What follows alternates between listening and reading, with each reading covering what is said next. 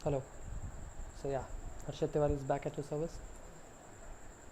तो आज बात करेंगे हम इस समय के बहुत ही हॉट टॉपिक और अनडिस्कस टॉपिक की, सेलेक्टिव जर्नलिज्म।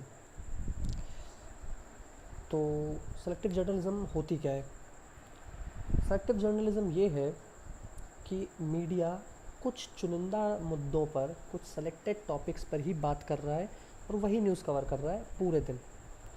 अब इसका रीज़न क्या है? इसका रीज़न है TRP, television rating point. TRP मिलती है पॉपुलैरिटी से, और वो टीआरपी के बेसिस पर ही उस चैनल की पॉपुलैरिटी, उसका बिजनेस रन करता है। तो ये कर रहे हैं मीडिया वाले आजकल, और मुझे बताने की ज़रूरत नहीं है कि इस समय की हॉट न्यूज़ क्या है।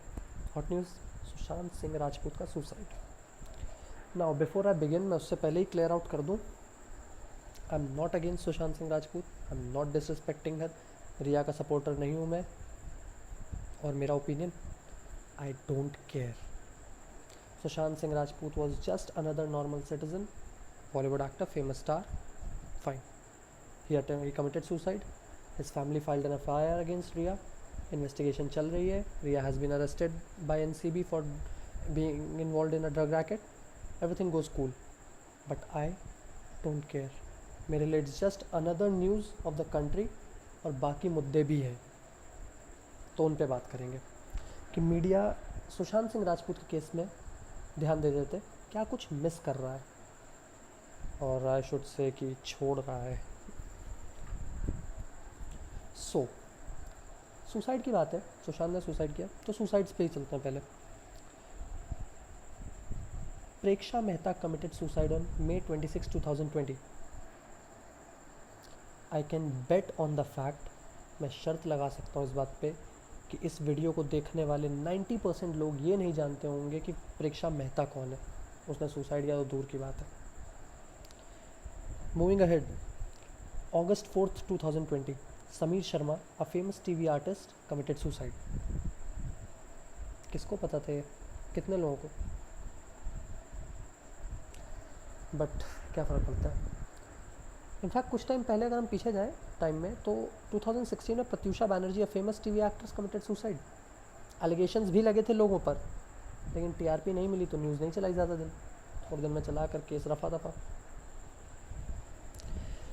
I had an interesting discussion with a person today, I will not name the person. तो मेरा सवाल उनसे ये था कि ये मीडिया जो कर रही है अभी, कि जैसे किसी पर भी चढ़ जाना, कुछ भी करना, तो उन्होंने कहा ये क्यों कर रही है। मैंने पूछा, उन्होंने कहा ये मीडिया का काम है। मुझे बहुत झटका लगा। तो मैं बताना चाहूँगा पहले, ये मीडिया का काम नहीं है कि किसी पर भी चढ़ जाओ, विक्टिम हो या अक्यूज़ड हो या क्रिमिनल हो या इनोसेंट हो, फ़र्क नहीं पड़ता है। आप किसी के भी प्राइवेट स्पेस और उसके फिज़िकल स्पेस को इन्वेड नहीं कर सकते हैं। Nobody gives you the right, because ये उस इंसान का फंडामेंटल राइट है, चाहे वो क्रिमिनल हो चाहे वो इनोसेंट हो। मीडिया का काम ये नहीं है। मीडिया का काम है देश में लोगों को न्यूज़ बताना, फैक्ट्स बताना, अवेयरनेस क्रिएट करना, ना कि टीआरपी जनरेट करना। वो टीवी सीरियल्स का काम है, बट हु केयर्स। तो इस सब में हम मिस क्या कर रहे हैं? चाइनीज़ इंक्लूजन के बारे में सबको पता है। China has been trying to get in Ladakh. Media ने इस न्यूज़ को कवर भी किया, शुगर कोट करके। क्या बोला कि लद्दाख में आए, हमारे सैनिकों ने धक्का दे दिया, ये कर दिया, वो कर दिया। Valid. Indian army has done a great job in defending the borders against China this time. I salute Indian army. But 90 days after May 17 and 18 transgression of China,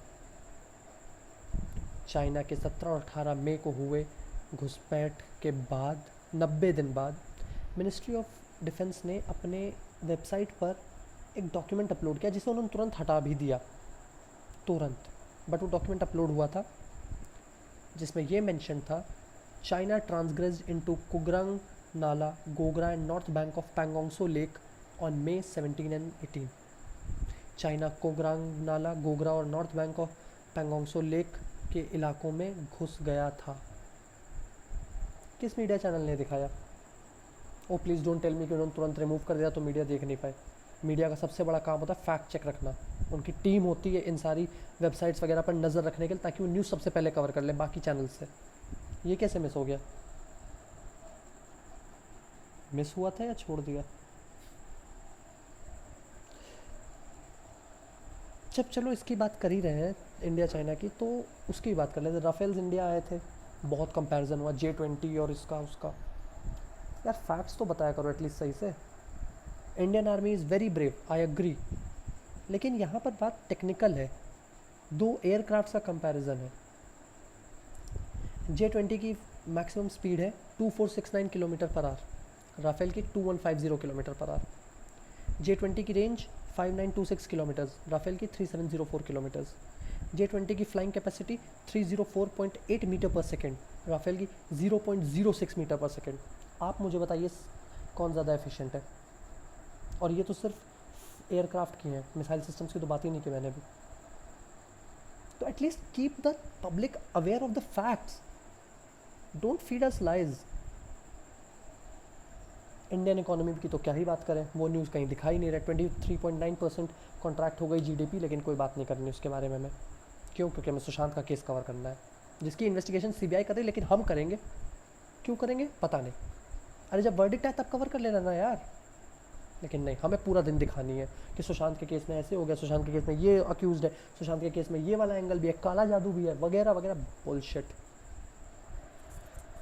Shiv Sena का भी मुद्दा चल रहा है अभी, ठीक है, जेन्युइन है, कवर करो, अच्छी बात है कि वो उन्होंने ऑफिस तोड़ा सब तोड़ा, लेकिन सिर्फ कंगना का क्यों कवर करना है?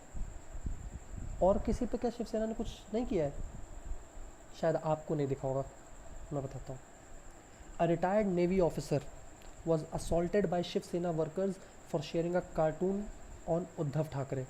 एक रिटायर्ड नेवी ऑफिसर ने महाराष्ट्र के सीएम उद्धव ठाकरे जी का एक कार्टून एक व्हाट्सएप ग्रुप पे शेयर किया था, तो शिवसेना उसके घर पहुंच गई नेवी ऑफिसर के, और उसे घर से निकाल कर मारा। और ये न्यूज़ अगस्त की है, 6 अगस्त। किसी ने कवर किया? नहीं, क्योंकि इससे टीआरपी नहीं आएगी, और तब उद्धव ठाकरे की सरकार इतनी कंट्रोवर्सी में नहीं थी। Why do you people hide facts? सिर्फ एक सुसाइड केस कवर करना ही आपका मोटिव है? तो ये तो हो गई गाइस प्रॉब्लम। और भी फैक्ट्स हैं जो मीडिया नहीं अनकवर करता है, बट एग्जाम्पल में इतना ही काफ़ी है। सॉल्यूशन की बात करते हैं, जो कि मैं हमेशा करता हूँ। इसका सॉल्यूशन एक सिंपल और स्ट्रेट ये है, supreme court should pass a law regarding the TRP based news reporting of the Indian media. Indian media जो टीआरपी बेस्ड रिपोर्टिंग करती है, उस पर एक बार सेट करना चाहिए कि आप दिन में सिर्फ इतने घंटे टीआरपी बेस्ड न्यूज़ दिखा सकते हैं। उसके अलावा आपको नेशनल न्यूज़ कवर करनी पड़ेगी, नेशनल इंटरेस्ट की न्यूज़ कवर करनी पड़ेगी, इंटरनेशनल इंटरेस्ट की न्यूज़ कवर करनी पड़ेगी, बिकॉज वो आपका काम है। सिर्फ एक सुसाइड केस में उलझ के रह जाना आपका काम नहीं है, वो काम सीबीआई कर लेगी। वरना एक काम करो, सीबीआई को घर बैठा दो, मीडिया से ही इन्वेस्टिगेट करवा लो।